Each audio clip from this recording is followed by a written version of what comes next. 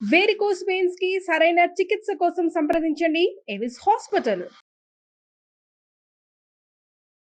So, అందరికీ కూడా అంటే ఒక్క జాను తరపు నుంచి అనే కాదు. పర్సనల్ రిక్వెస్ట్ ఏంటి అంటే, కమెంట్స్ అనేది కొన్ని లైఫుల్ని పాడు చేస్తది. అవును. కొంతమంది కపుల్స్ లైఫుల్ని కొలాప్స్ చేస్తది.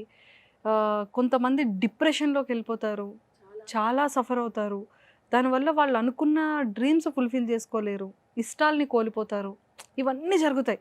ఆ ఒక్క కమెంట్ వల్ల, ఆ ఒక్క లైన్, ఆ 2 లైన్స్ వల్ల. ఇష్టం వచ్చినట్టు పెట్టేస్తారు. దయచేసి ఎవరైతే నెగెటివ్ కమెంట్స్ పెడుతున్నారో వాళ్ళందరికీ పర్సనల్ రిక్వెస్ట్ ఏంటి అంటే, మీకు ఫ్యామిలీ ఉందా? మీకు చెల్లి లేదా? మీకు ఆడపిల్ల లేదా? ఇవన్నీ కాదు. ఒక కమెంట్ పెట్టేటప్పుడు ఒకటికి 10 టైమ్స్ ఆలోచించి ఒక కమెంట్ పెట్టండి. కమెంట్ పెట్టకపోయినా పర్వాలేదు, ఎంకరేజ్ చేయకపోయినా పర్వాలేదు. కానీ దయచేసి డిస్కరేజ్ చేసి, ఒక మనిషిని హర్ట్ చేసే విధంగా ఎవ్వరికీ కూడా దయచేసి కమెంట్స్ పెట్టకండి. ఇది ప్రతి ఒక్క ఆర్టిస్ట్ గానీ, ఒక యాక్టర్ గానీ ప్రతి ఒక్కరు కూడా ఫేస్ చేసే ప్రాబ్లమ్ ఇదే. దయచేసి నెగెటివ్ కమెంట్స్ అనేది ఎవ్వరికీ కూడా పెట్టకండి. ఇదొక్కటే పర్సనల్ రిక్వెస్ట్. నీ తరపు నుంచి, నా తరపు నుంచి కూడా చెప్పేసాను. అర్థం చేసుకునే వాళ్ళందరూ అర్థం చేసుకుంటారు. ఇప్పుడు బాగుంది లైఫ్. బాగుందక్క. ఉండడానికి ఓన్ హౌస్ ఏమైనా తీసుకుంటున్నావా? ప్లానింగ్ అక్క. ప్లానింగ్‌లో ఉన్నావు. వెరీ సూన్ నేనైతే చాలా తొందరగా ఓన్ హౌస్ కొనుక్కోవాలనుకుంటున్నా. ఒక చిన్నదైనా సరే, ఒక సొంత ఇల్లుంటే హ్యాపీగా నువ్వు నీ కొడుకు ఉండొచ్చు. నేను నా డ్రీమే అదక్క. నాకు ఒక ఇల్లు కట్టుకోవాలి. ఆ ఇంట్లో లిరి నేను ఉండాలి. మన ఇంట్లో మనం ఉంటే కారంతో తిన్న ఎవరేమన్నదక్క. సీరియస్గా నాకు అది డ్రీమ్. నేను దానికోసమే కష్టపడుతున్నాను. ఇంకా లిరియా పెళ్లి చేసుకొని నాకు ఒక ముద్ద పడేస్తే ఇలా టీవీ చూసుకుంటూ హాయిగా కూర్చుంటాను. పెళ్లి చేసుకోవా జాను? ఇంకా లేదక్క, మ్యారేజ్ చేసుకోవాలని అనుకోవట్లేదు. బయట చాలా వినబడుతున్నాయి. ఏమని పెళ్లి చేసుకుంటాను, జాను మ్యారేజ్ చేసుకుంటది వెరీ సూన్. చూస్తారు కదా మీరే. అంతేనా? ఇప్పుడు ఎవరైనా మాటలు అంటారు, చూస్తూ చూస్తూ అవుతుంటే ఇంకా కాదు కదా, తప్పేమోలే అనుకుంటారు. అందుకే నేను ఎప్పుడైనా లాస్ట్ వరకు ఏదైనా నిజం తెలుస్తుంది బయట. అంతే. సో మ్యారేజ్ చేసుకునే ఉద్దేశం లేదక్క, అస్సలు చేసుకో లైఫ్ లో. ఎందుకు అనేది కూడా చెప్తాను. నా హ్యాపీనెస్ కోసం నేను చేసుకుంటే లిరిని చూసుకోవాలి కదా అక్క, లిరిని యాక్సెప్ట్ చేయాలి కదా. ఏమైనా ప్రపోజల్స్ వచ్చాయా? అంటే ఆల్మోస్ట్ 8 years అయిపోయింది కదా. వస్తాయి అక్క, ఎందుకు రావు? ఒక అమ్మాయికి అమ్మాయి ఎలా ఉన్నా వచ్చేస్తాయి. అమ్మాయి బాగుందా బాగాలేదా కాదు, అమ్మాయికి ఎలాగైనా వచ్చేస్తాయి. వచ్చాయి, చాలా వచ్చాయి. బట్ ఎవరిని యాక్సెప్ట్ చేయాలనిపించలేదు. లిరిని చూసుకుంటానని ఎవరు చెప్పలేదా? చెప్పారు. అంటే చెప్పారు లిరిని చూసుకుంటాను, కానీ నాకు నమ్మకం పోయింది, అందరి మీద పోయింది. ఇప్పుడు ఉన్న మాట రేపటి రోజు ఉండదు. నా సంతోషం కోసం నా కొడుకుని బాధ పెట్టలేదు. ఇప్పుడు వచ్చినోడు మళ్ళీ పాపో బాబో కావాలక్క కంపల్సరీ. తర్వాత లిరిని సరిగ్గా చూసుకోకపోతే అసలు నా వల్ల లిరి ఎందుకు బాధపడాలి? నా కడుపులో పుట్టాడు, వాని కోసం నేను ఏదైనా వదులుకోవాలి. నాకు అవసరం లేదని ఫిక్స్ అయ్యి. లిరి ఎవరిలా ఉంటాడు? టోనీలా ఉంటారా? మిక్సింగ్ ఉంటాడు కదా. మిక్సింగ్ ఉంటాడు. తను మాట్లాడతాడా వాళ్ళ ఫాదర్తో? ఇప్పుడు కాంటాక్ట్లో ఉన్నాడా? ఇప్పుడు లేదు, అప్పుడప్పుడు మాట్లాడేవాడు. ఇప్పుడు లేదు. ఇప్పుడు అసలు కంప్లీట్గా లేదు. బాబ్ సైడ్ నుంచి కట్ చేసేసాడా, తనే కట్ చేశారా? బర్త్డేకి మాత్రం మాట్లాడుకుంటారు. సో నువ్వు ఎప్పుడు మాట్లాడడానికి ట్రై చేయలేదా? లేదక్క. డీలో ఎలా వచ్చింది ఆపర్చునిటీ? నార్మల్గా ఫోన్ చేశారు వాళ్ళు. చేసేసి నేను మనాలిలో ఉన్నాను అప్పుడు. లిరి కోసం వెళ్ళాను, లిరి బర్త్డేకి ముందు. వెళ్ళినప్పుడు ఫోన్ వచ్చింది నాకు ఫస్ట్. అబ్బా నేను ఇప్పుడు రాలేనండి, నేను చేయలేను, 24th అన్నారు. అక్కడ నుంచి మళ్ళీ వచ్చాను. లిరి బర్త్డే 4th కదా, June 4th. మళ్ళీ వాళ్ళు ఫోన్ చేసి కావాలండి మీరు కంపల్సరీ అన్నారు.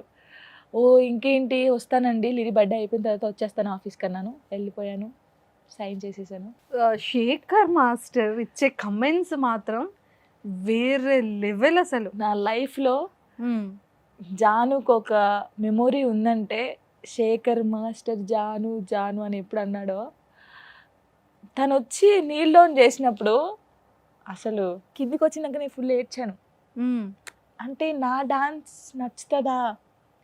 నా డాన్స్ నన్ను చాలామంది ఒకటే స్టైలు, ఒకటే అది, దీనికి డాన్స్ రాదు అని నవ్విన వాళ్ళు చాలామంది ఉన్నారు.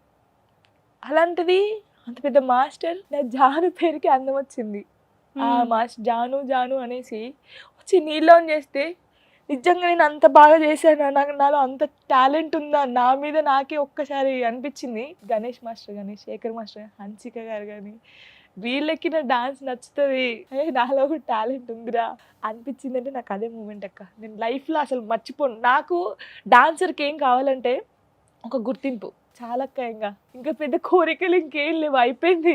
రీసెంట్ పర్ఫార్మెన్స్ లో శేఖర్ మాస్టర్ కూడా జాను దాంతో కూడా వీడియో చేసేసారు. దాని తర్వాత చాలా వీడియోస్ బయటకు వచ్చాయి కదా, కొన్ని నెగిటివ్ ట్రోల్స్. ఇంకా అవన్నీ అలాగే ఇంకా పట్టించుకోండి, నేను పట్టించుకోవద్దని పట్టించుకోలేదు. ఒకవేళ పాత జాన్ ఉంటే ఇంకా కూర్చొని ఏడ్చిదాన్ని ఇలాగా, ఇంకా ఏడవద్దని ఫిక్స్ అయ్యే. సో నిజంగా అభి నిజంగా వాడి టాలెంట్ డి జూనియర్స్ అప్పటి నుంచి అనుకుంటానమ్మా వీళ్ళు తెలుసు నాకు. అభి, సోమేష్, రాజు, వీళ్ళు ఒక థికెస్ట్ ఫ్రెండ్స్ వీళ్ళు ముగ్గురు. ఓకే, రాజు ఎక్కడ ఉన్నాడో తెలియదు కానీ వీళ్ళిద్దరు మాత్రం కనబడతారు. ముగ్గురు హార్డ్ వర్కర్స్.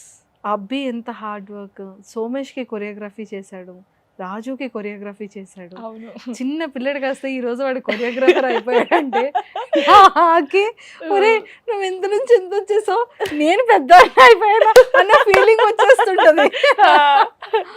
నిజంగా వాడి బాడీ స్టైల్ కానీ అక్కడ స్టేజ్ పర్ఫార్మెన్స్ చేస్తుంటే వీడి ఇక్కడ అసలు ఆయన ఇప్పటి వరకు ఇన్ని సీజన్స్ చేశాడు కదా, ఎవరు అలా చేసినప్పుడు అట్లా ఎంజాయ్ చేయలేదు.